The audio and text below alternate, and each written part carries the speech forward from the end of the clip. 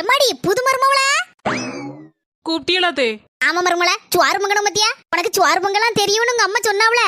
நீ சோறு பொங்குதியா இல்லன்னா நான் சோறு வைக்கிட்டாமா? பரவாயில்ல நீங்க ரெஸ்ட் எடுங்க, நான் வந்துட்டோம்ல, இனி நானே செய்யறேன். மொவன் இப்ப மத்தியானம் சாப்பிட வந்துடும்ல மக்களே. அதனால இந்த அவனுக்கு மீன் குழம்புனா உசுரா திம்பா பாத்துக்கா. கூட 2 தட்டு சோறு திம்பா. நல்ல ஐஸ் இல்லாத மீனா பார்த்து வாங்கி வச்சிருக்கேன். கழுவியெல்லாம் எடுத்து வச்சிட்டேன். நீ மட்டும் குழம்பு மட்டும் வச்சு 2 துண்டு பொரிச்சு மட்டும் கொண்டு வந்துருவியம்மா? சாப்பிட்றோம் எல்லாரும் சேர்ந்து. சரிங்க தே, சாப்பாடு ரெடி ஆயாச்சு, கொண்டு போய் கொடுப்போம்.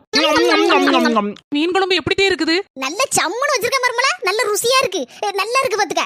தேங்க்ஸ் தே. அம்மா நீ வச்ச மாதிரி இல்லையம்மா, பார்க்கதான் பளிச்சுன்னு இருக்கு. ஏகப்பட்ட முளத்துப்படியை வாரி போட்டிருக்கா, உப்பையும் அள்ளி போட்டிருக்கா, வாயில வைக்க முடியலையம்மா. நீ அவகிட்ட நல்லா இருக்குன்னு கதையை விட்டுட்ட.